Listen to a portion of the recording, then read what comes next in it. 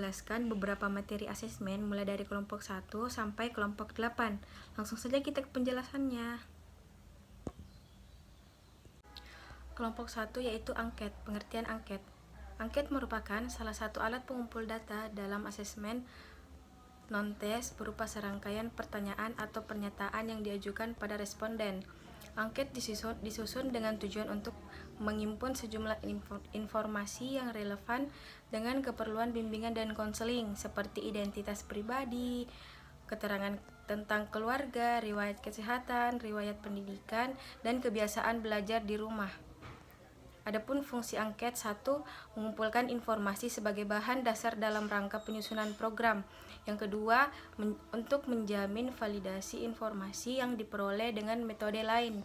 Yang ketiga, evaluasi program BK. Dan yang keempat, untuk mengambil sampling atau sikap pendapat dari responden.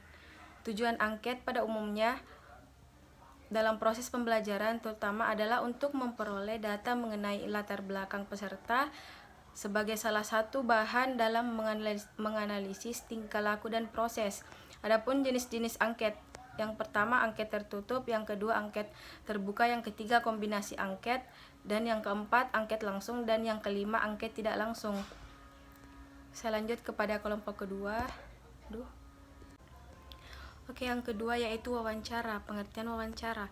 Wawancara merupakan alat pengumpul data berupa proses percakapan yang bersifat profesional, sebaliknya bukan percakapan yang lazim digunakan sehari-hari. Proses percakapan bersifat langsung karena dilakukan secara face to face kepada konseli serta mengandung tujuan bimbingan dan konseling. Percakapan dapat bersifat tidak langsung karena dilakukan kepada subjek atau responden yang mewakili seperti orang tua, anggota keluarga, guru, dan teman. Ada sifat wawancara yang lain, yaitu wawancara insidentil, bila mana dilakukan sewaktu-waktu jika diperlukan. Adapun manfaat dan kekurangan wawancara, berbagai manfaat wawancara untuk kepentingan pemahaman diri konseli diantaranya adalah mengungkapkan langsung pandangan, sikap, dan pendapat individu atau konseli, mengungkap struktur kognitif dan makna kehidupan individu, dan mengeksplorasi informasi personal individu.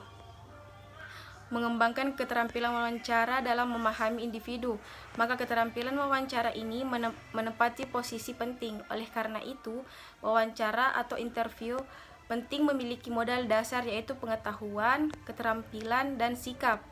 Pengetahuan interview yang luas dan mendalam mendukung tujuan wawancara. Yang ketiga yaitu observasi. Pengertian observasi. Observasi adalah sebuah pengamatan atau aktivitas yang dilakukan untuk mengetahui sesuatu dari sebuah fenomena yang didasari pada pengetahuan dan gagasan yang bertujuan untuk memperoleh informasi-informasi terkait dengan suatu fenomena atau peristiwa yang sudah atau sedang terjadi di lingkungannya. Tujuan dan manfaat observasi, yaitu tujuan observasi menggambarkan segala sesuatu yang berhubungan dengan objek penelitian, mengambil kesimpulan yang telah disusun menjadi sebuah laporan yang relevan dan dapat bermanfaat sebagai sebuah bahan pembelajaran atau studi. Manfaatnya yaitu pertama, hasil observasi yang dibuat dapat dikonfirmasikan dengan hasil penelitian. Yang kedua, deskripsi memberikan gambaran dunia nyata. Yang ketiga, memungkinkan pembaca memiliki penafsiran sendiri terhadap temuan dan bagaimana akan terinterpretasikan. Yang keempat, dapat menjelaskan proses peristiwa berlangsung dan dapat menguji kualitas, memperkirakan mengapa sesuatu terjadi dalam setting yang nyata. Ada jenis-jenis observasi. Yang pertama, dilihat dari keterlibatan subjek terhadap objek yang sedang diobservasi. Bagian A, observasi partisipan, B, observasi non-partisipan. Yang kedua yaitu dilihat dari segi situasi lingkungan di mana subjek diobservasi. A, observasi naturalistik, B, observasi eksperimental. Yang ketiga, khususnya bentuk observasi sistematis. Bagian A, observasi naturalistik, B, metode survei, C, eksperimentasi. Yang keempat yaitu sosiometri. Pengertian sosiometri. Sosiometri merupakan metode pengumpulan data tentang pola struktur hubungan antara individu dalam satu kelompok. Metode ini mula-mula dikembangkan oleh Moreno dan Jennings. B. Tujuan dan teknik sosiometri. Tujuan dari teknik sosiometri adalah yang pertama, mengasesmen hubungan interpersonal, menggali data tentang pola hubungan. Yang kedua, mendeteksi perilaku sosial yang inkongruent, sehingga kesehatan mental individu dapat diidentifikasi, termaksud dapat pula dipakai sebagai salah satu sumber diagnosa kesulitan belajar dan berbagai macam persoalan lain. Adapun jenis-jenis pengukuran sosiometri. Dalam sosiometri terdapat dua jenis pengukuran. Yang pertama, kriteria khusus, yaitu mengukur sikap dan perasaan terhadap anggota lain dalam kelompok dalam situasi tertentu. Bagian B, kuesioner, yaitu mengukur sikap dan perasaan terhadap anggota lain tetapi bukan dalam situasi khusus. Bagian D, bentuk-bentuk hubungan dalam sosiometri. Bentuk-bentuk hubungan sosiometri: yang pertama, hubungan sosial segitiga; yang kedua, hubungan sosial terpusat; yang ketiga, hubungan sosial intim; yang keempat, hubungan sosial berbentuk jala; dan yang kelima, hubungan berbentuk rantai. Adapun yang kelima yaitu biografis. Pengertian biografis secara etimologis, metode biografis adalah metode yang mempergunakan bahan-bahan yang berwujud tulisan mengenai kehidupan individu yang dipahami, baik tulisan yang dibuat oleh individu yang bersangkutan maupun ditulis oleh orang lain. Jenis-jenis metode biografis. 1. Biografi. Biografi adalah tulisan mengenai seluk-beluk kehidupan seseorang yang ditulis oleh orang lain. Yang kedua, autobiografi. Autobiografi adalah tulisan mengenai gambaran tentang kejadian-kejadian yang dialami oleh seorang dalam hidupnya yang mempengaruhi perkembangan dan pembentukan pribadinya yang ditulis oleh individu itu sendiri. A. Autobiografi berstruktur. B. Autobiografi tidak berstruktur. 3. Buku harian. Buku harian ditulis oleh seseorang, biasanya berisikan hal-hal yang bersifat pribadi dan dianggap sangat rahasia oleh yang bersangkutan. Yang keempat, case history. Case history sebenarnya merupakan penggunaan berbagai sumber biologis untuk keperluan analisis sesuatu gejala. Yang keenam yaitu inventory. Pengertian tes inventory. Tes inventory adalah tes-tes yang terutama menggunakan paper dan pensil. Tes inventory merupakan self-report questionnaire yang menentukan karakteristik kepribadian, minat, sikap, dan nilai-nilai. Tujuan tes inventory kepribadian sendiri ada 3 bagian, yaitu klasifikasi untuk membantu mengatasi masalah yang berhubungan dengan pendidikan, perkembangan anak, klinis, dan industri. Deskripsi penggambaran yang lebih intensif dari subjek prediksi untuk meramalkan perkembangan klien. Fungsi dan manfaat tes inventory.